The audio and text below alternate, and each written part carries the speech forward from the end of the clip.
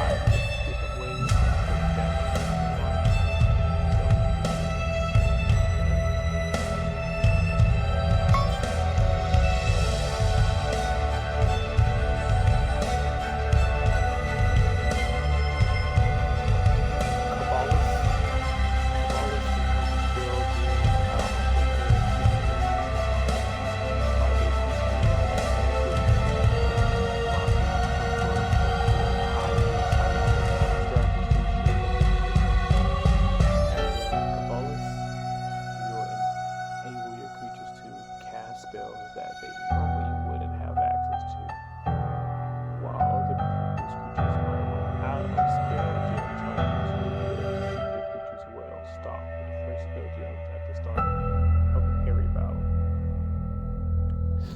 Dungeon Weaver Skyward looks cool. Now we have Cleric. The best offense, as some say, is a good defense. Clerics protect the creatures with powerful abilities and steadfast bears, ensuring that not even the most tenacious of foes can overcome them. Playstyle as a cleric, you'll specialize in healing abilities as well as buffing resurrection stat boosting attacks and empowering your creatures with protective barriers. Your creatures will be extremely different. Okay, kind of like the style of the cleric. Fowler.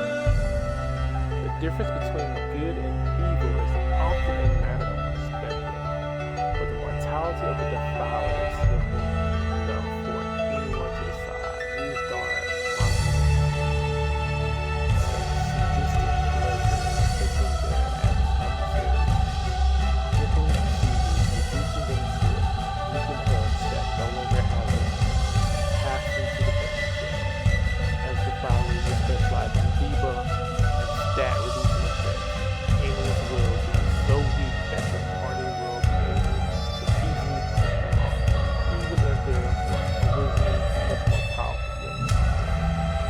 I like the idea of debuffing and weakening enemies, but I don't like the idea of becoming the Defiler. And then this Dread Spectre and spitting Spitworm. Dread Spectre like he's calling a baby.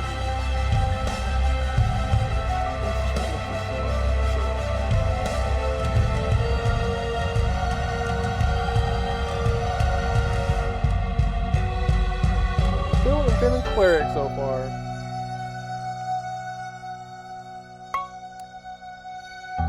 Evoker. Excuse me for a moment. It's like bouncing between needing to burp or not. Burp or not. Trying to see if I need to give myself some time. Invokers are the ultimate spell casters. They excel at casting enhanced versions of spells multiple times in a row and overwhelm the enemies before they can act. As an evoker, you'll empower your creature's spellcaster's abilities. Your creatures will be able to cast the same spell multiple times in return, and these spells will be much stronger than if they had cast them without your guidance. Spider cultists, Flowers, Vocal Stinger. Now we have the Hell Knight. Careful playing and tight caution on nothing but a cost to doubt oneself. Hell Knights will realize this fact. Instead, opt to send their creatures charging head long into battle, relying on brute strength and aggressive attacking to ensure a swift victory. As a Hell Knight, you will favor creatures that specialize in attacking. Hell Knights grant their creatures increased critical damage and cause a variety of effects to occur when they attack. Hell Knights are surprisingly adept at spellcasting.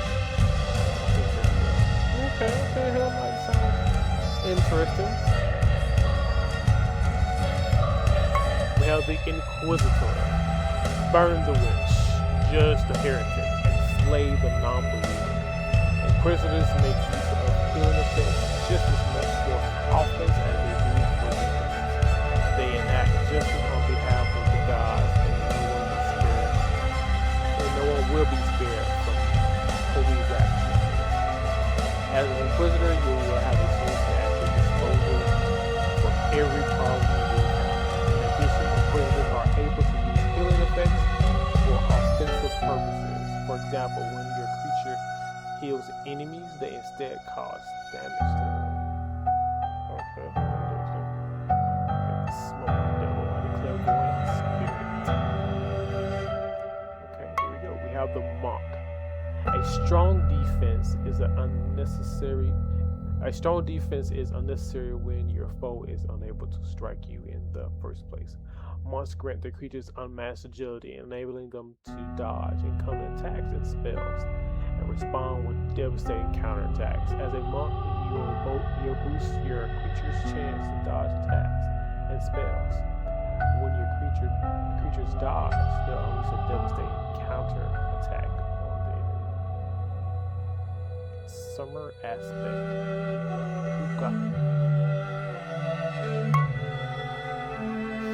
Necromancer. Necromancers prefer to overwhelm their foes by summoning minions to aid their creatures in battle. Enemies are often so perplexed by the number of undead monstrosities charging at them from across the battlefield that they are dead long before they realize that what even happened. Long before they realize what even happened. As a necromancer, you'll summon minions to aid your creatures in battle. These minions can do all kinds of things to support your creatures. They can cause damage, increase creature stats, debuff enemies, and much more. The Dreadhound, the Infernal Inquisitor. We have the Pyromancer. The Pyromancers quite literally thrive on watching the world burn. These maniacal magi ignite both flame and thorn light with brilliant conflagrism,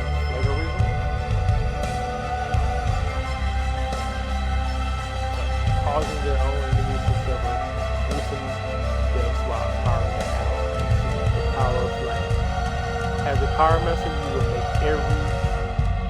will make heavy use of the burning debuff to deal damage to enemies over time. In addition, your own creatures will be afflicted with this debuff, but it will heal and empower them rather than deal damage.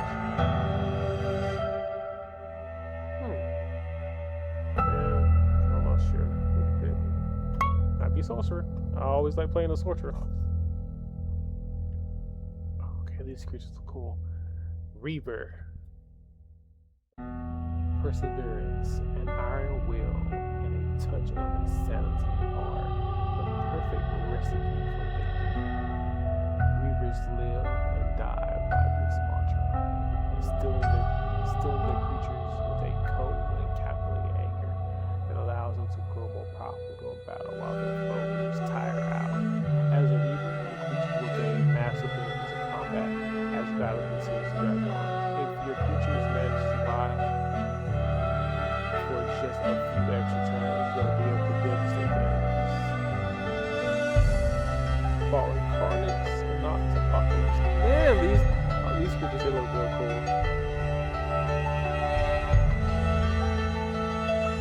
We got Sorcerer, better be something cool.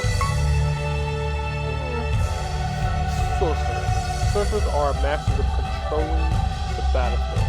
Why worry about offense or defense when your enemies can't move to begin with? As a sorcerer, you support the creatures by debilitating their enemies from afar. Generally, your enemies won't be able to act for the first few turns of battle, as long as you're around. Frostbite Yeti, the Warden. Wardens are wholly attuned to the needs of their creatures. These powerful magi empower their creatures with their ability to give them an edge over their opponents in battle. As a Warden, you will be able to grant your creatures every buff in existence. In addition, your creatures will grow stronger as you continue to accumulate more buffs.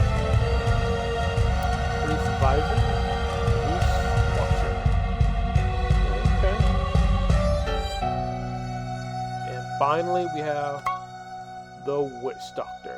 Witch Doctors are spiritual warriors who cast deadly hexes and curses on their enemies, forcing them to fight against each other. As a Witch Doctor, you'll manipulate your foes into damaging each other and empowering your creatures to ensure victory. Starter creatures: Gimp, Mummy, Go Blight Angel.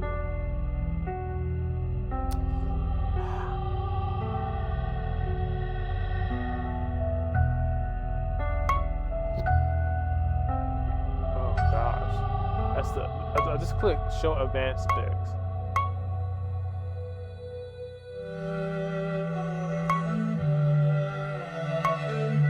Oh my gosh, there's so many things to pick from.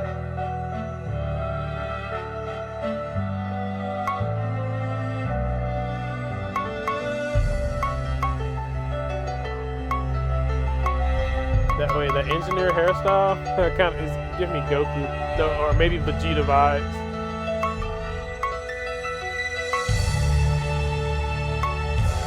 Who do I want to play as?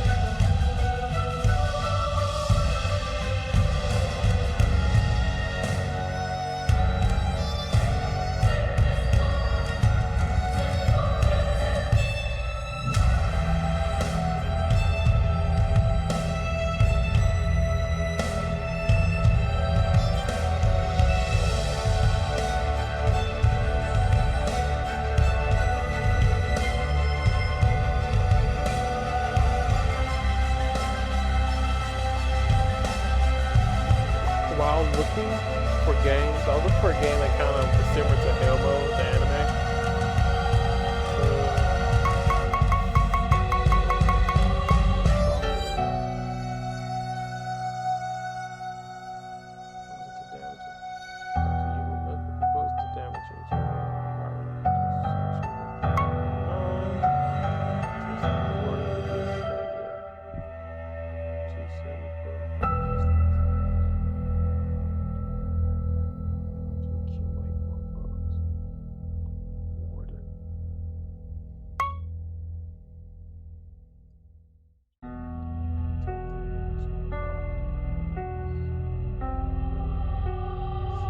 Sorcerer, I like the designs of these creatures. I'm wondering if I will have access to these creatures even if I do pick another class. And I think it did mention I'll be able to change later. But I definitely want to have me some dragons. Fallen Carnage. Apocalypse.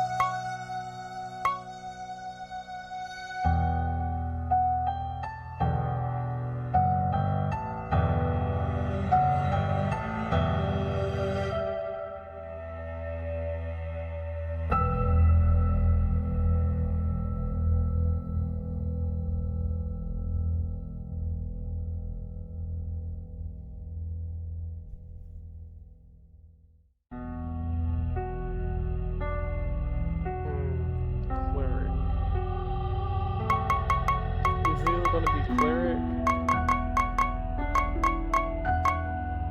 Necromancer,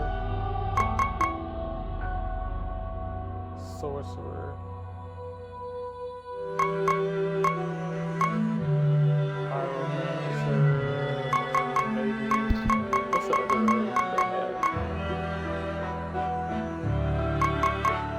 It's really between Cleric and Necromancer.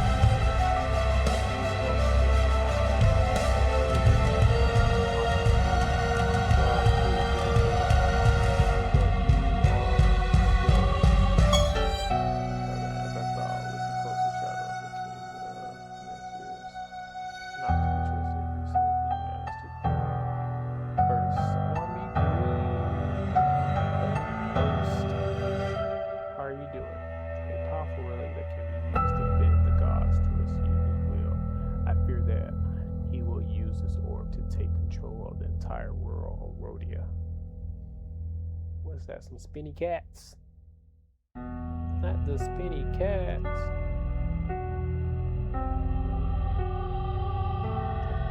There you go. You attempt to snort dismissively and ask Calvin how he could possibly know of the ultimate nether of Auror's whereabouts, much less the king of next ambitions. The music is louder than your voice, by the way. Yeah, I'm gonna adjust it, but unfortunately I'm going through this little tutorial and I haven't gotten into the part where I can tinker with the settings.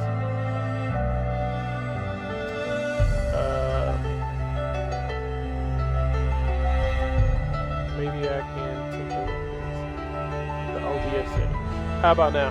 How do I sound now?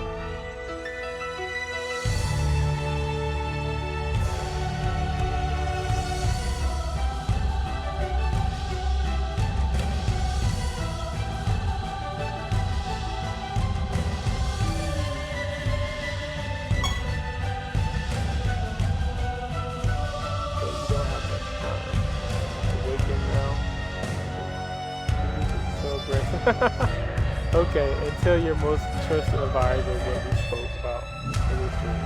Formula and strategy to interpret and steal the ultimate nether or so that it will not be used for another. They will shadow.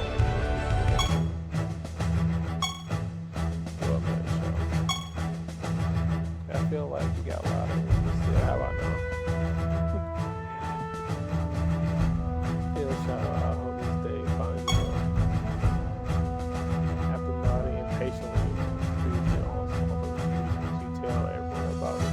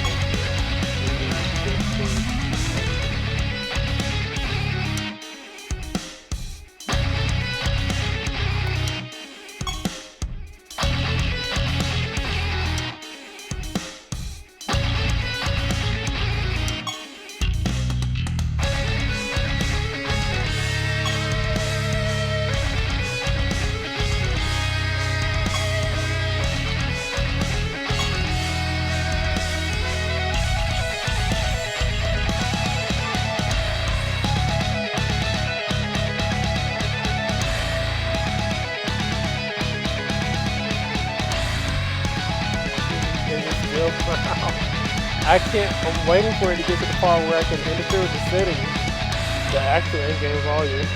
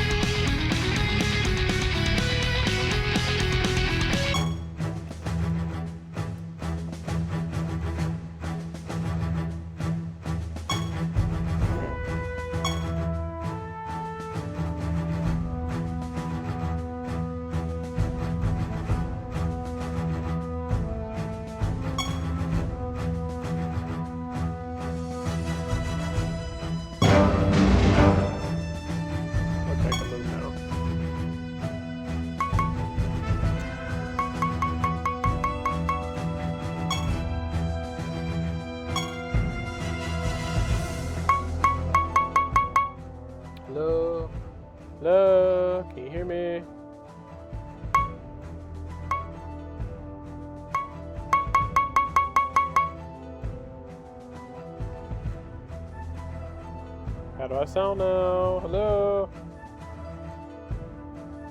Green. Greeny.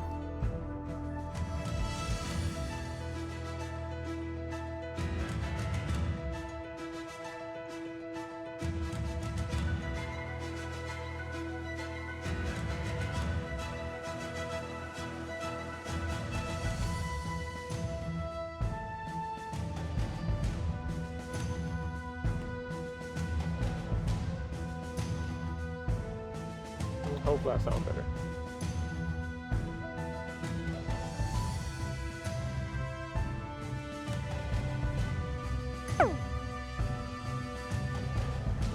Yeah, 4 rate notifications. Press F to do this. Sounds better. Okay. Is it clear? Is it balanced, or is something still off?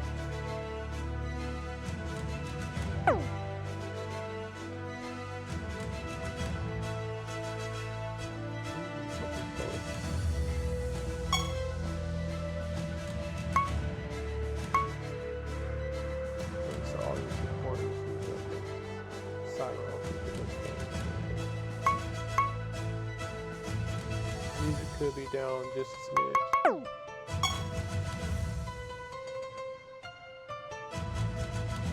Just a smidge. You're reminding me, just a smidge. You remind me of this Boondocks episode. I'm about to send you a clip of it.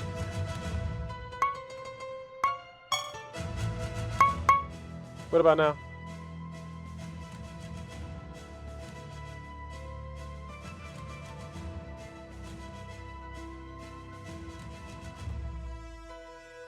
Okay.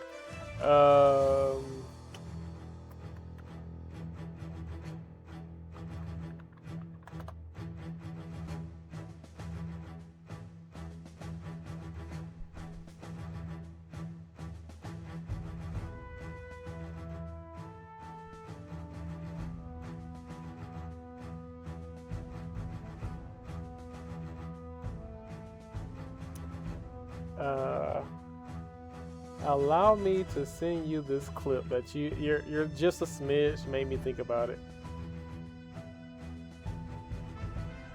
So I just sent it to you on Discord.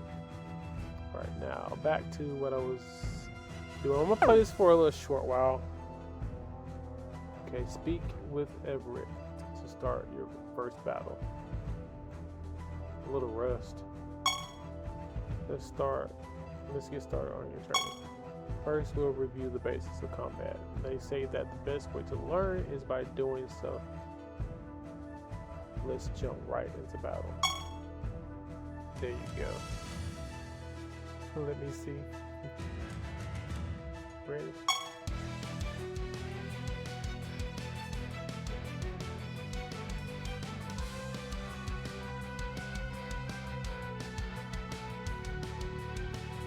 Hostile causing will disappear.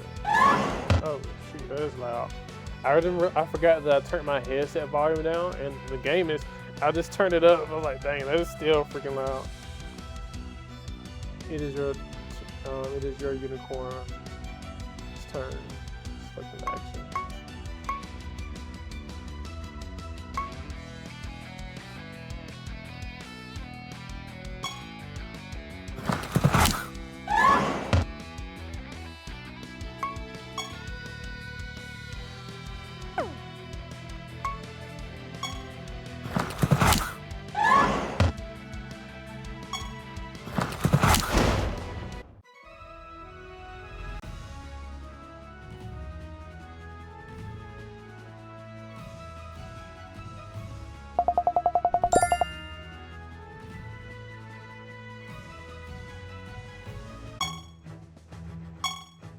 The battle is fairly straightforward since both of us have only one creature.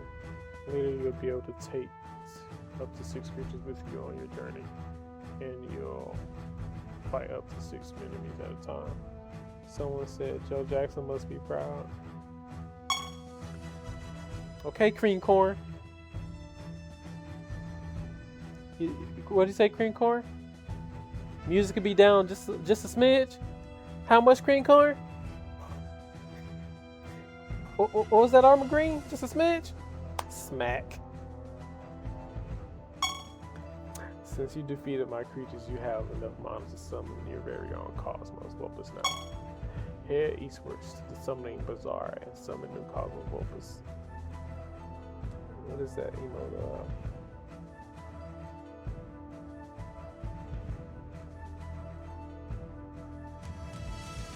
Someone laid out.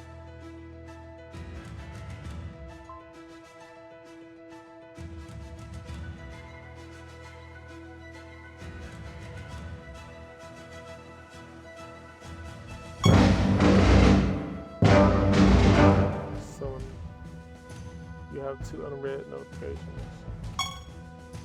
Like, can I look at these or like? It's not like I can click on them. I guess it's just telling me to increase knowledge, increase Cosmo Focus, or go summon ready Cosmo Focus.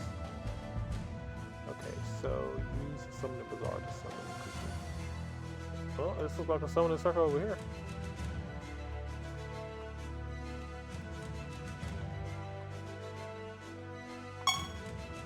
Oh god, what's wrong, Green?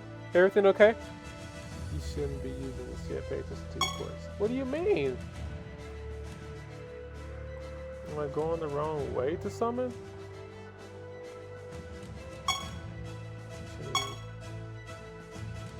Summoning Bazaar.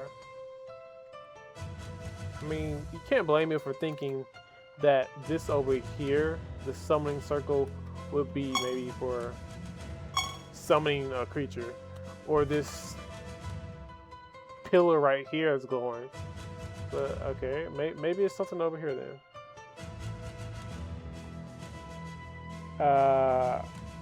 Green.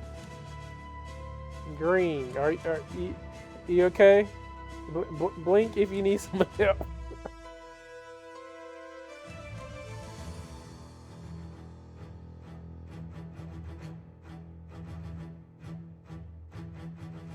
I'm gonna try going over here.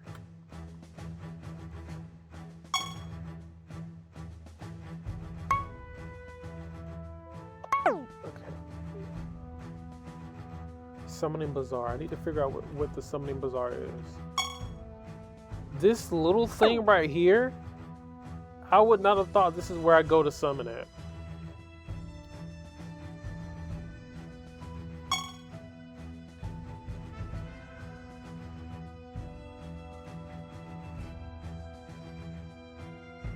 Creature's first 3 permanent. The creature's first 3 permanent healing spell gems each have a 20% chance to be cast automatically at the start of the battle. This trait does not stack.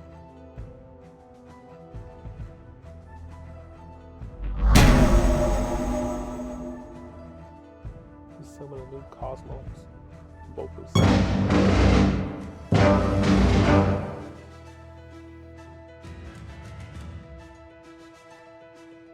Return to airplane. Very good. Your new creature will serve you well. Always remember to check Summoning Bazaar to see what new creatures you can summon. Next, you should take a look around the castle and familiarize yourself with its facilities. Your first stop should be Minagiri. You'll find it in the western wing of the castle. Speak with Northa. Once you get there to learn more about it. Okay, I can do without the.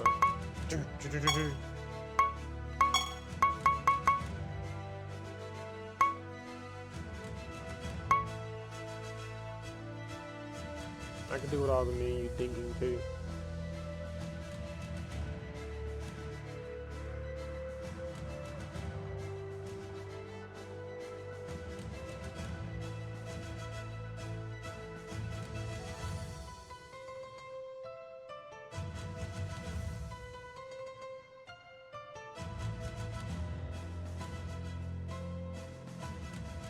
Said western part, so maybe east.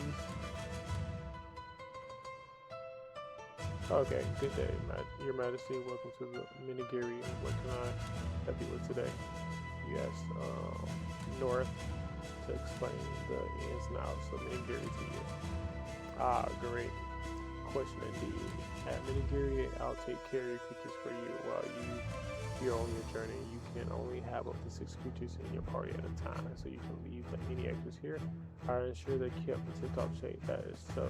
That is to say, I'll make sure they don't die of starvation or severe dehydration. You can return to Minigiri at any time to swap out your creatures from your party if you'd rather take another one with you instead. Lastly, you can use a Minigiri to change the order of the creatures in your party. Personally, I tend to allow my favorite creatures to take the lead, but this is mostly for cosmetic purposes anyway. And that's all there is to it. Whenever you sell a new feature, be sure to visit the Minigiri to confirm your party. Rawr. Army Green play. Rawr. Thanks for the rawr.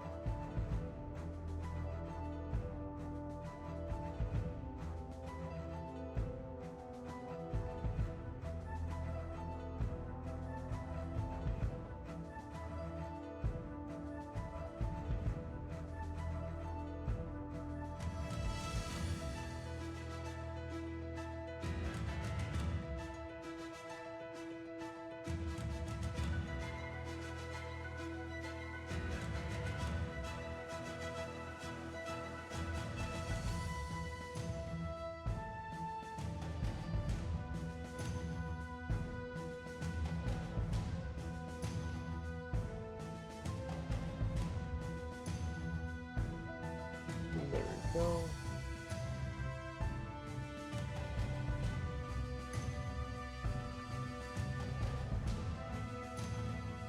Welcome back, Shadow. I hope you enjoyed the stroll around Minigiri. Next, you should visit Saban the Blacksmith. He will teach you how to forge and equip your creatures with artifacts.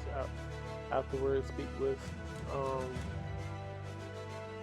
Maria, the enchantress. She will teach you how to craft spell gems for your creatures.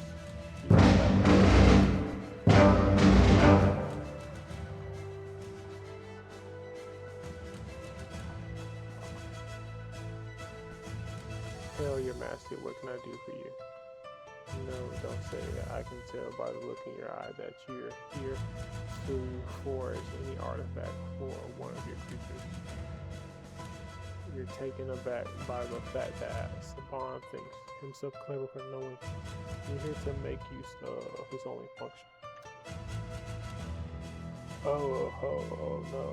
I can also tell by the look in your eye that you think I can only forge artifacts. The truth of the matter is that there's plenty more that can be done to an artifact after it's been forged, but let's not get ahead of ourselves. First, I'll explain what artifacts are. Each one of your creatures can equip artifacts. This is a lot of tutorials though.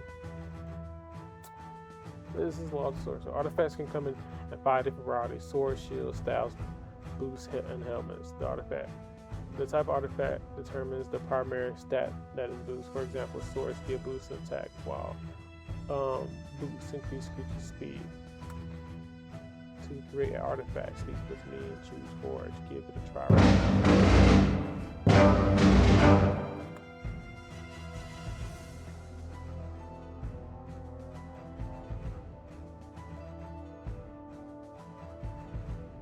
Intelligence.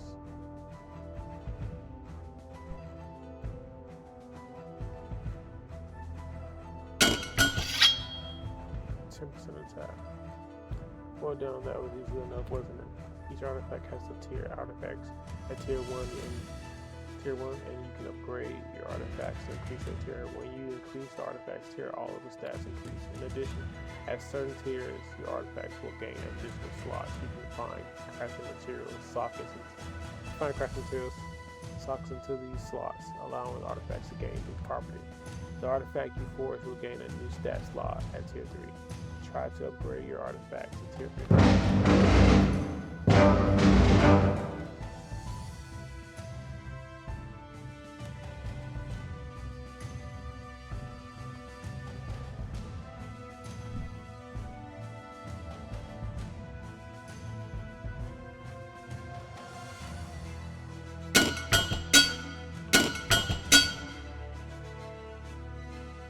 Perfect.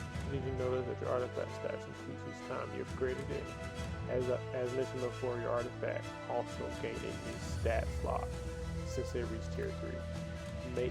Next, take these crafting materials and use them to sock your artifact. This will add an additional property to it.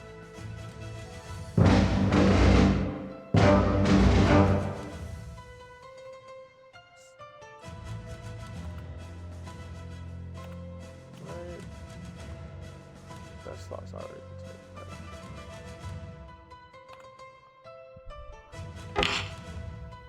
Very good. As you continue to upgrade your artifacts, you'll unlock new slots.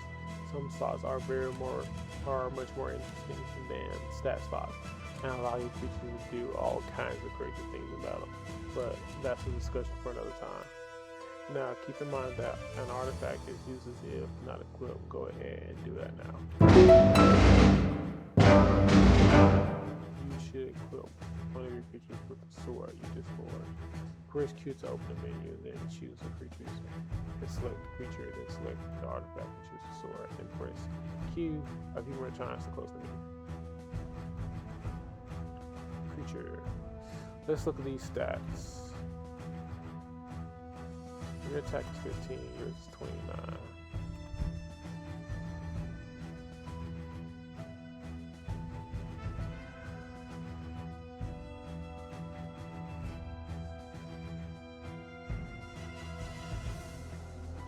Looks like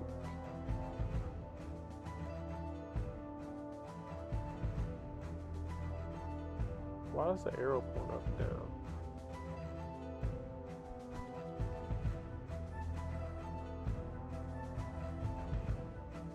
Guess I'll give it to you. You're stronger right now.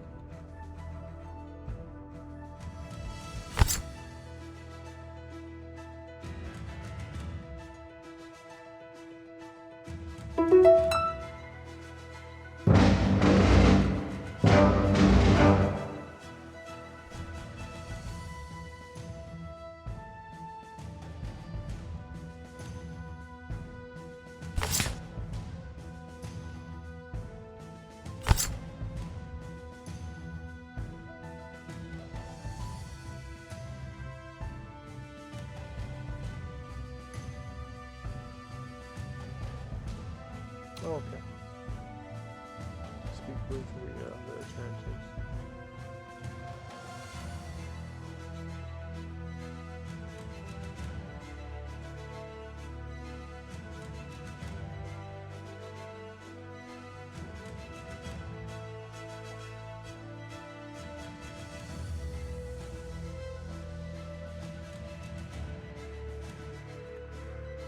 Okay, see what she has to say.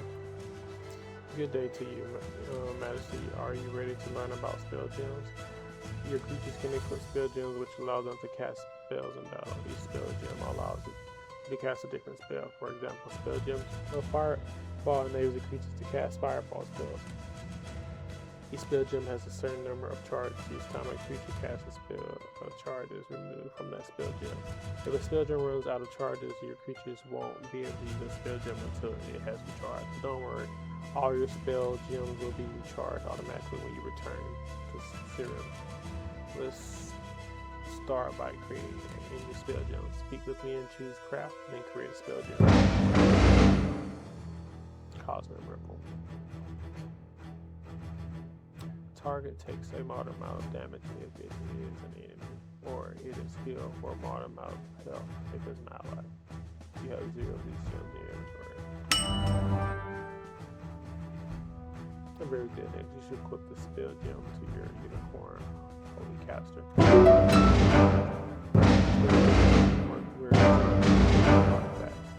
Press Q to open the menu, then choose the creature and select the creature, and then select manage spell gem. Select the empty spell slot and choose the spell gem you want crafted. Equipped creatures can only equip spell gems that match their own class. You can only equip one spell gem while you're in your castle. Square creatures.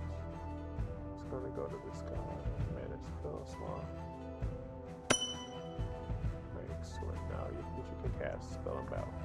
Much like artifacts, spell gems also have tiers. You can upgrade your spell gems to increase their tier. Add certain tiers and spell gems will gain a new slot, which can be enchanted to give that spell gem a new property.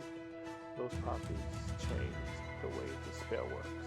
Lastly, keep an eye out during the travels for inscriptions. These items can be used to discover new spells for you to craft. That's all for now. If you have any other questions about spell gems, remember to check out your codex. Take care, Your Majesty. I look forward to seeing you again.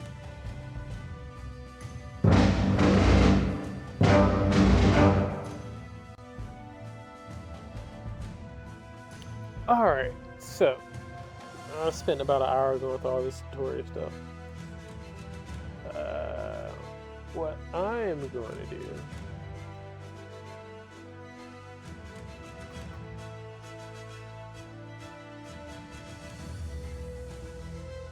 is probably hop off, because I thought I would get to the action quicker. I was trying to just play long enough to watch show. Well, I thank you for lurking in for this little tutorial moment I had in here, Greenie. Do you plan on streaming later on today? Maybe you'll catch me before I head to work.